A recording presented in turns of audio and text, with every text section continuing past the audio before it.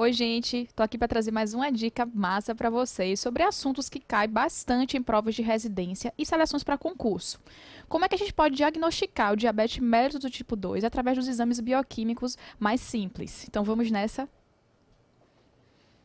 Primeiro, é importante a gente sempre trazer o conceito sobre a patologia. Nesse caso, eu utilizei a referência da Sociedade Brasileira de Diabetes de 2016, que contém essa diretriz, está bastante atualizada e que geralmente é sobre essa diretriz que a gente vem cobrando como referência nas bancas de seleção para nutricionista, né, concursos e residências. Então, qual seria a definição dessa enfermidade? O diabetes mellitus não é uma única doença, mas um grupo heterogêneo de distúrbios metabólicos que apresentam em comum a hiperglicemia, que é a elevação sérica da glicose, resultante de defeitos na ação e na secreção da insulina e na regulação da produção hepática de glicose. Ela pode ser causada por fatores genéticos, por fatores ambientais. É bem complexo essa definição. A gente pode trazer em um outro momento a fisiopatologia do diabetes. Mas o que é importante vocês conseguirem diferenciar aqui do tipo 1. Essa diabetes, esses pacientes, eles não dependem da insulina exógena, ou seja, vocês não precisam receber, ter um medicamento a aplicar, que é a insulina nesses pacientes. Diferente do diabetes do tipo 1, que é uma patologia autoimune e que geralmente esses indivíduos precisam, desde a primeira infância, receber uma insulina exógena. No entanto, para alguns tratamentos, né, adequados para o paciente do tipo 2, para obter esse controle metabólico, eles podem necessitar dessa aplicação de insulina, mas não é uma regra, não é uma necessidade, não é uma obrigação.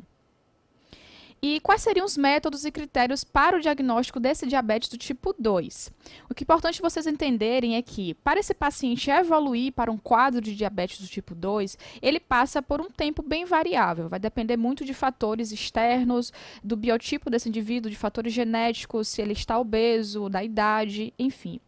Mas ele tem um quadro pré-clínico de diabetes, que seria a glicemia de jejum alterada e a tolerância à glicose reduzida. Esses dois parâmetros que a gente consegue já diagnosticar precocemente, eles sofrem alterações por uma combinação sobre a resistência insulínica e uma disfunção das células beta-pancreáticas. E por consequência disso, a evolução vai para a diabetes mellitus do tipo 2. Então ele migra para essa patologia. A gente consegue dessa forma já identificar quando esse paciente ele está com a glicemia normal, quando ele está com um quadro de tolerância à glicose reduzida, que seria um estágio pré-clínico do diabetes, e quando ele está com diabetes mellitus. E são esses valores que são muito cobrados em bancas de concurso. Então, primeiro o que vocês precisam saber seria quais são os valores de glicemia normal. Bem, a gente precisa verificar essa glicemia de jejum. E ela é feita quando esse indivíduo precisa estar pelo menos 8 horas sem consumir nenhum alimento. Após esse período de 8 horas, é coletado esse sangue. Então, essa glicose é uma glicose sérica, uma glicose plasmática, em que a taxa normal, o valor normal de jejum seria um valor menor do que 100. E um teste de tolerância, na qual ele recebe uma carga de 75 gramas de glicose. Então, após 2 horas, essa glicemia ela precisa ser menor do que 140 para ser considerado um indivíduo sem diabetes. Aí a gente tem um estágio pré-clínico, que seria uma tolerância à glicose reduzida. Esse valor da glicemia de jejum, ele precisa estar situado entre 100 e 126, já para ser considerado esse paciente com a tolerância à glicose reduzida. E após essa sobrecarga de 75 gramas de glicose, o valor ser entre 140 a 200.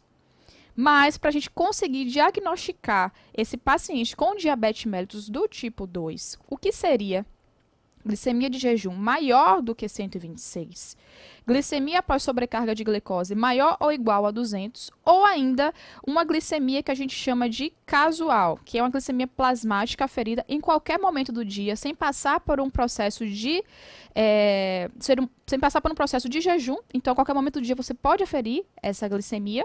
Então, se esse valor der maior do que 200, maior ou igual a 200, e ainda tiver os fatores, os sintomas clássicos da diabetes associados, você já pode classificar esse indivíduo como indivíduo diabético.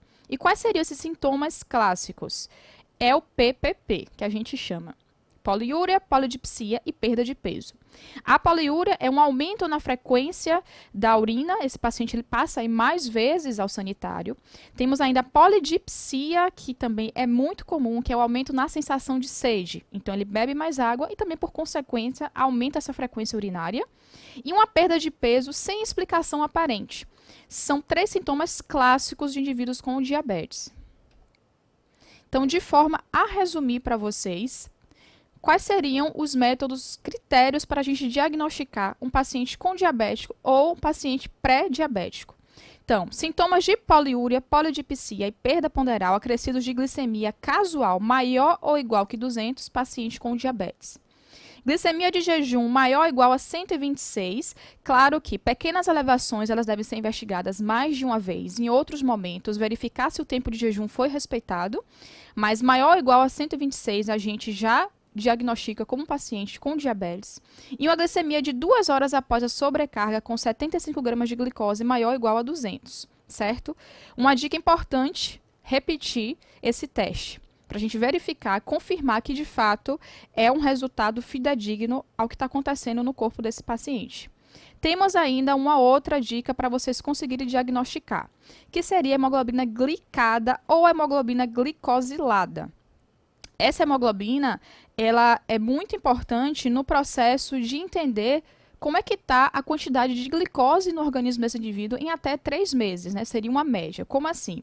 A hemoglobina glicada ou glicosilada, ela se liga à hemoglobina do nosso sangue. Claro que em casos de diabetes há uma quantidade maior de glicose sérica. E no momento que ela se liga à nossa hemoglobina, ela fica lá até o fim da vida útil dessa proteína. Nesse tempo de vida útil, né, da hemoglobina, é em torno de 90 a 120 dias. Então, a gente consegue ter uma identificação de quanto tempo, em até 3 meses, a gente consegue perceber essa quantidade de glicose na corrente sanguínea do indivíduo. A questão é, em 2009 a gente tinha uma recomendação, mas somente em 2010 a Associação Americana de Diabetes modificou e é essa quantidade agora que vocês precisam saber para concurso, porque ela é mais atual. Então, os concursos estão cobrando o seguinte: se você precisa identificar o diabetes nesse paciente através da hemoglobina glicada, qual seria o valor? Bom, indivíduos em que a hemoglobina glicada está maior ou igual a 6,5%, que deve ser confirmado, obviamente, em outra coleta, ele já tem o diabetes tipo 2.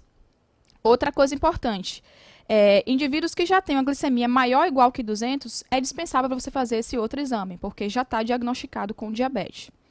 Indivíduos que apresentam alto risco para desenvolvimento de diabetes, a hemoglobina glicada está entre 5,7% e 6,4%. Então, uma figura só para ilustrar para vocês o quanto é notório essa ligação de glicose nas nossas hemoglobinas, das nossas hemácias. Verifique aqui, nessa primeira figura, em que a gente tem pouca quantidade de glicose sérica.